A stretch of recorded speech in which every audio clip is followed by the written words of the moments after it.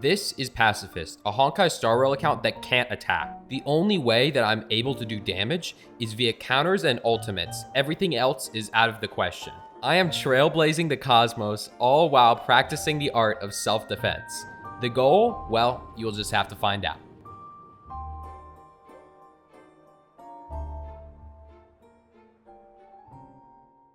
In our last video, it took months to beat Gepard and Branya without attacking them a single time. In the end, we ended up finishing our first Trailblaze quest and unlocked daily missions. Now, our next quest lies ahead of us, and we must explore the Belobog Underground and encounter all new obstacles. Last time, y'all were saying how my footage was from the Jurassic era. So, first of all, I'm gonna prove first and foremost that we are on the latest version. And there you go. Anyways, before we continue the Trailblaze quest, I saw a lot of people were confused about what my goals are in terms of what characters I want and what characters I'm allowed to use with my current restrictions. So let me spell it out for y'all. There are currently 76 characters in the game, with 2 coming in the next version. Those being the new Danheng and Evernight. And for these 2, I'm just going to assume that Danheng can be used, as he is a preservation character and all the other preservation characters can be used pretty freely by me. I don't know about Evernight and what her kit is, so right now I think I'm just gonna put her in jail for now, just till I figure out what her kit does. Out of all these characters, only 33 of them can be used for a playthrough of the game, most of which being Harmony, Abundance, and Preservation characters. These 5 characters are theoretically usable, though I am never going to use them, since using them would be so highly restricting that it wouldn't provide me any sort of value. The most important of these characters is Castorus. This is due to the fact that Castorus has a global passive, which will benefit the playthrough if I got her, as I don't need to field her for it to be active. However, this is very much a low priority. For usable characters, there also exists a group of characters that I can use, but I have to manually place a restriction on their kit. There are 6 examples of this. Aventurine, Triby, and Hyacine all force me to not be able to use their ultimate or the ultimate of other characters on my team. For Aventurine, I initially thought that he would be good for the playthrough, as his skill creates a shield that when hit will grant points towards his technique. Upon hitting 7 points of his technique, it will trigger a follow-up attack. However, I feel like labeling it as a counter here is fair, as it is coming directly from Aventurine taking damage. The issue comes when you factor in Aventurine's ultimate, which also gives points towards his follow-up attack. So if I was to gain the follow-up attack from his ultimate, that wouldn't be allowed, meaning I can't use his ultimate unless I want to gamble. Furthermore, his unlockable trace causes him to gain points from ally follow-up attacks, which would also not be allowed. However, I can just not activate this trace. All of this is to say, I definitely question the usability of Aventurine, but let me know what you guys think. As for the rest, Yunli and Clara both require me to immediately use their ultimate and have them at low speed, as I can't actually action on their turn. Hunt March 7th can't use the max of her talent, or else she immediately takes action and she attacks. All of this is to say, it leaves us with a smaller pool of characters that we can use, as we have narrowed the number down to just 22 characters that we could potentially use, most of which are not doing damage at all. Right now, our priority for the account is getting Sparkle and Sunday, as well as Sunday's Light Cone, as both of these characters are insanely SP positive and will allow us to sustain our skill point usage as we spam March 7th's skill.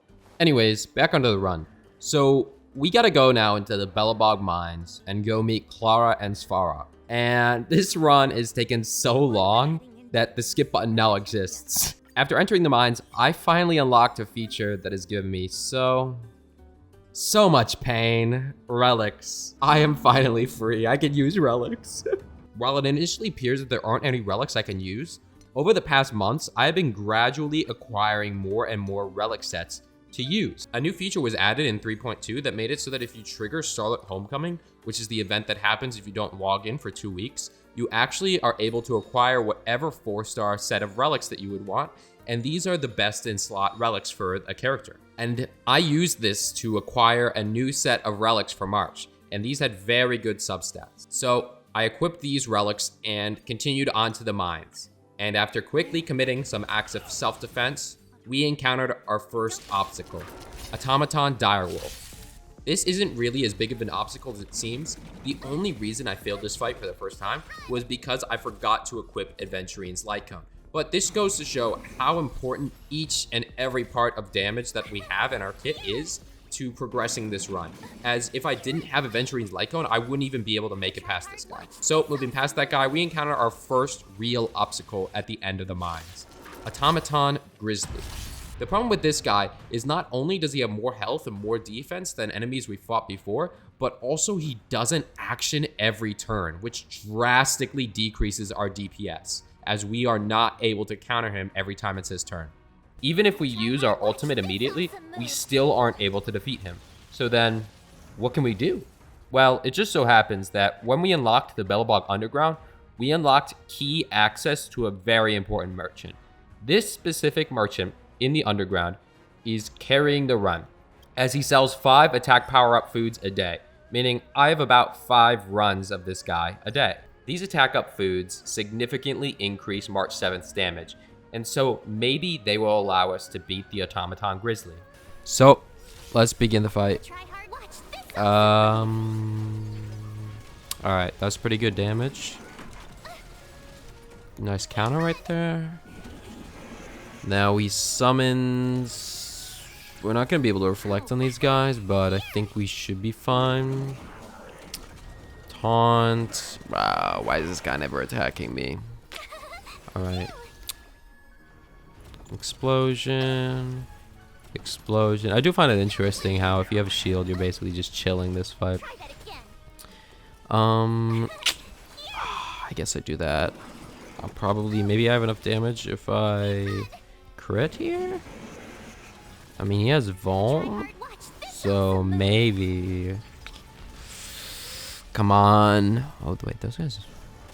Oh, bro. Okay, so that didn't end up being enough damage to defeat the Automaton Grizzly, as we barely don't have enough damage to kill him. Then I realized something. The Automaton Grizzly occasionally summons automaton spiders. And these spiders prime themselves on their first turn and then explode on their second. However, if you kill the spiders when they are primed, they blow up doing damage to their allies. So maybe if we use March 7th's ultimate to be able to kill these spiders, we'll barely get enough damage to beat the Grizzly. Alright, second time's the charm. Let's see how this goes. Wait for the summon, and then we're gonna ult. There we go. Alright, how much damage does this end up doing? Is it like a lot? Oh, that's actually a pretty good chunk. That's like 25% of his HP. That's actually probably more. It's probably 33. Alright. Oh wait, it just doesn't trigger? You can dodge that? I didn't know that. Okay. Yeah, that's good damage right there. Alright, let's wait for his next summon. See how much we can do. Alright, hopefully this is able to take care of him. And let's go. Let's go. Now, with that obstacle out of the way, Bronya asked us to follow her to Rivet Town. And I couldn't help but not resist the chance to have 2 Bronyas on screen, so I followed her around as Bronya. And eventually we arrived in Rivet Town. After dodging a couple enemies and doing some puzzles, we traveled all the way up to the orphanage to finish the quest. And eventually we made the orphanage and we were able to complete the... Oh. I didn't know that there was an elite boss here. That's fine. We can definitely beat this guy. That's no damage? This guy does not take any damage. Oh no. After all this time, I finally ran into the greatest enemy of all. A 40% ice damage resistance. If this guy was simply a blaze out of space instead, with his lovely 0% ice damage resistance, I could easily beat him, as those guys are pretty easy. But since it's an ice out of space, I simply don't have enough damage to beat him without running at his skill points. And also, this guy has like a 50% chance to freeze you on his enhanced attack, and that just ends it anyways. So even if I equip all of my best relics and my best food, I'm not even close. I'm not even close to beating him. This is where my final trump card comes into play. 10 months ago, I was able to get the most vital character in this run.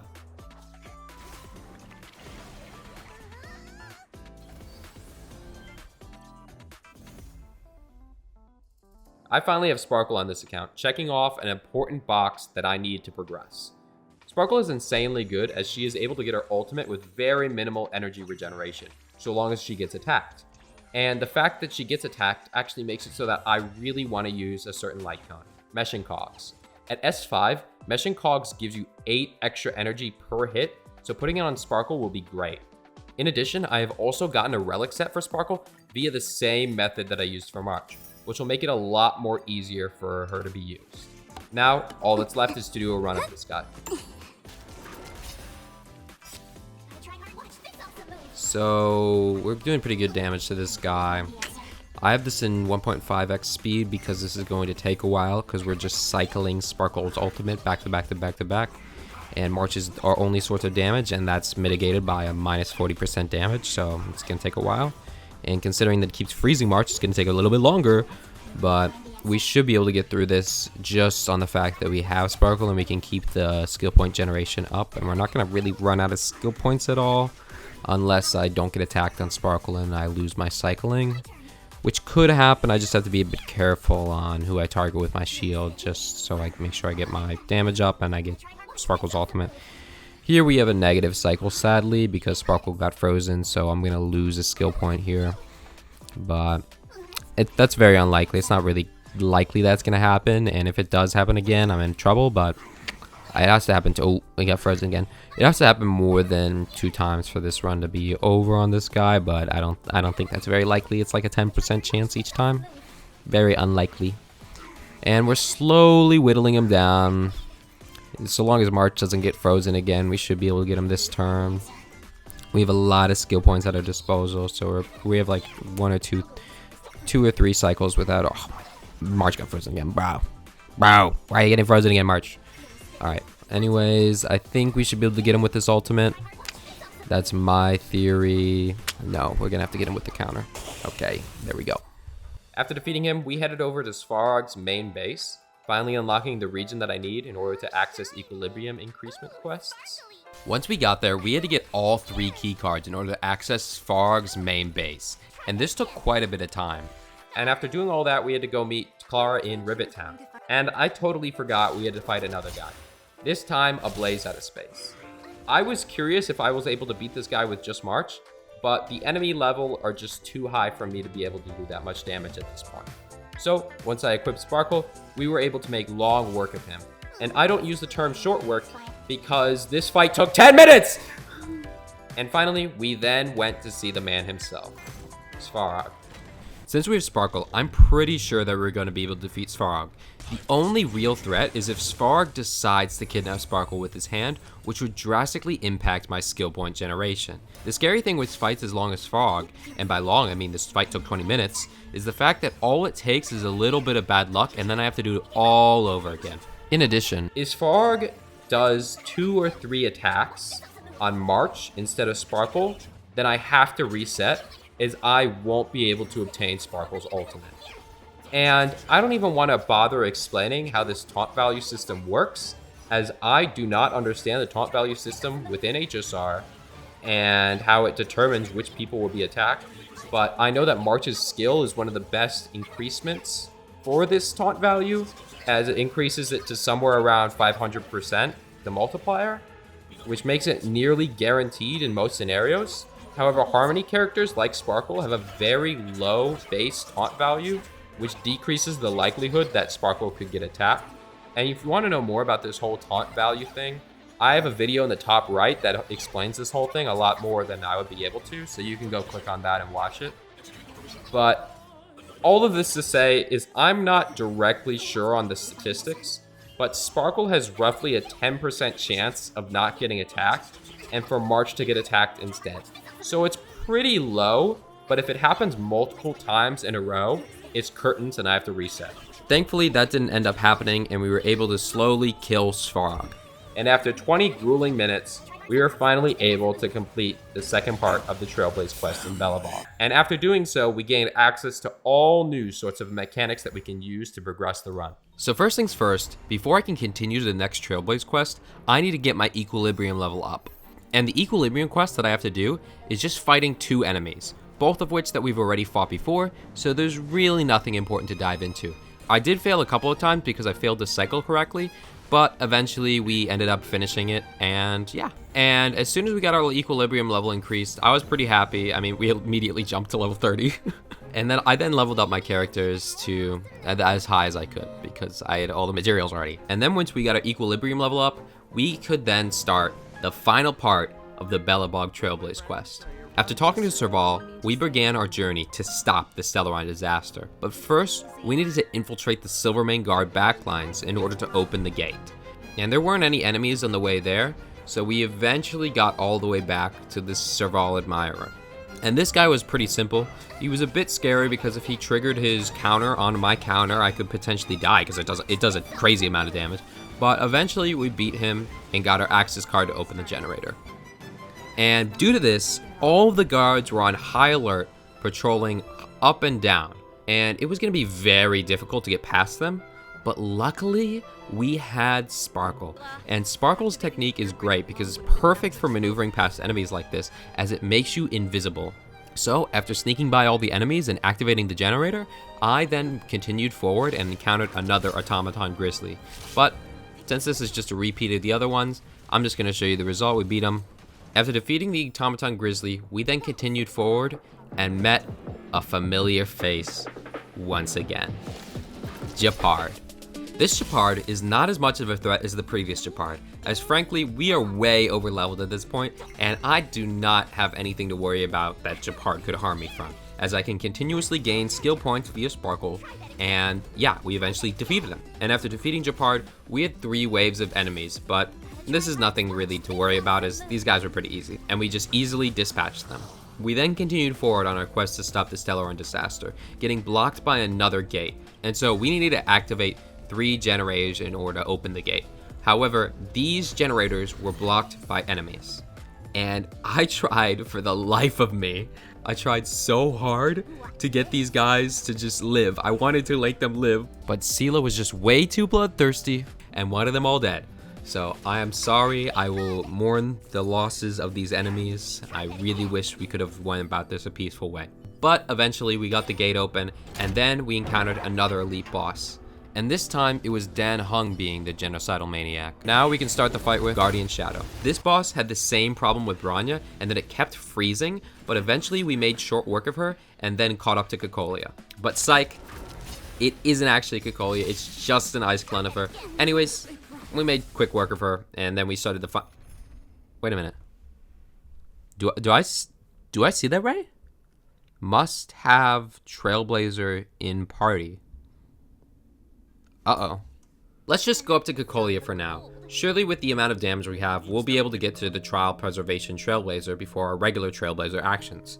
And if you didn't know, as per the rules of the last video, I am able to basic attack with Trial characters since they aren't actually part of my party. And mostly just so you know, if I get stuck with a Trial character. Alright, let's start the fight and quickly defeat the... Oh no. Oh, no. Oh, no. Okay, that's fine. Let's just kill the Trailblazer before we enter the domain. Then we'll be able to do the fight with the Cocolia without having the Trailblazer alive. So, let's just start it and we'll be fine. Why is there a regeneration anchor? Oh, no. So, we have reached a problem. Before our fight with Cocolia can begin, and we gain access to this Preservation Trailblazer, we first need to get through 3 waves of enemies. But the issue is that our Trailblazer will action before we get through those waves of enemies, no matter what I do. Even if I do 8 bajillion crit damage and annihilate everything as soon as it spawns, the Trailblazer will still take a turn. This is where I came up with an ingenious idea. In 3.0, a new relic set was added called Poet of Morning Collapse. This relic set increases a character's quantum damage. But you may be asking, why do you need to increase your quantum damage? Well, the answer to that is I actually don't. You see, every relic set has a half bonus and a full bonus, depending on how much of that relic set you equip. And what I just told you was a half set relic bonus. This relic set has a full bonus that is vital to the run. It decreases my speed by 8%. With this negative speed bonus, I can make it so that Trailblazer actions after the other enemy's action, which makes it so that he can take damage before it's his turn. There is just one problem. Even if he takes damage, it's not enough to kill him. Enter this fucking merchant again. Actual fucking goat. This merchant sells 5 food a day that when consumed will consume a portion of our HP. And by God, there is a tiny area after the regeneration anchor that if you use the food in, your HP will become negative. There's just one issue. Even if I get to 1 HP with the Trailblazer, the Sparkle and March will have 1 HP as well. Enter Constellation 6 March 7th. Right along 6 does nothing. I am so sorry, Constellation 6 March 7th, it's out of you. You are carrying the run, okay? With C6 March 7th acquired, I am actually able to regenerate my health in the fight. Now lies the final issue. March 7th automatically applies a shield to her lowest health ally, but if the shield is on the Trailblazer, he won't die. So for my last hurdle, all I need is a little luck.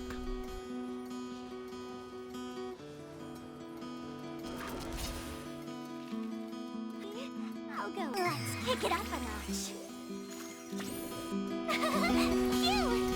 Wrapped in binding wind, hearts will never bleed. Stop it! Frozen and vanished out of greed. In their restless dream, they try so hard to breathe. Pulses flutter and sting within this bleakness.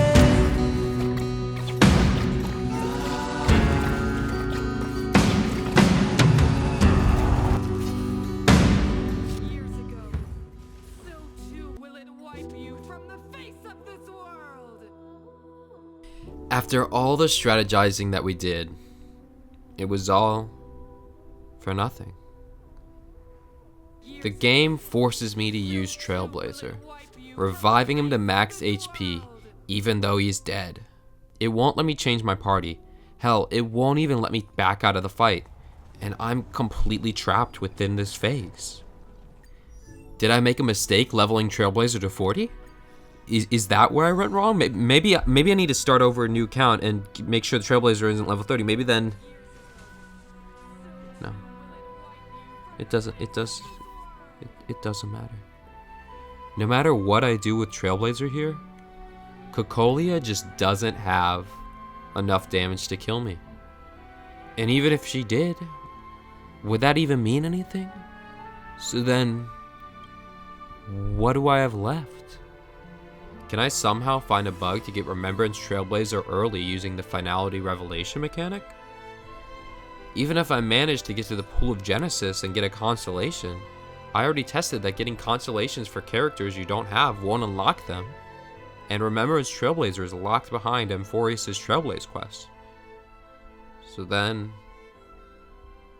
it's over. But there may be one thing that I can do. You see, Cocolia's battle consists of 3 different fights, each separated by a cutscene, and a feature in the game lets you automatically use consumables every fight that you enter, so you can have the buffs each phase of this fight. So, like normal, I had this equipped for every fight, as I really need this extra bit of damage. All of this is to say that since Cocolia's fight is 3 different fights back to back, it should buff me each time and consume 3 of this food item for the fight. But if we check this phase, there's no consumables used. Even if I restart the battle over and over again, the food that literally says that it buffs you every time you enter battle doesn't activate. Which means this phase is not considered a battle. This is not a fight, but merely hitting a wall over and over again. And as such, our attacking here is merely symbolic.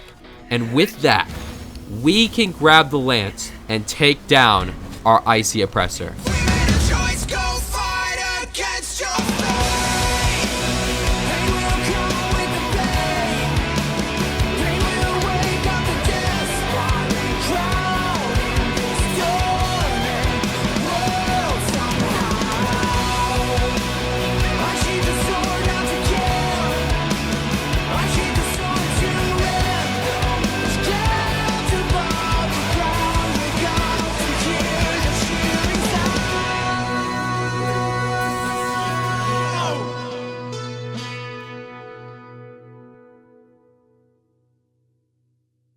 And so, that concludes our excursion on the Belobog planet. After going through some more cutscenes filled with sorrowful goodbyes to characters this account has been with for years, we finally ended our mission on Belobog. So many trials, so many hurdles we had stand in front of us, each one challenging us to even greater heights, until none stood standing.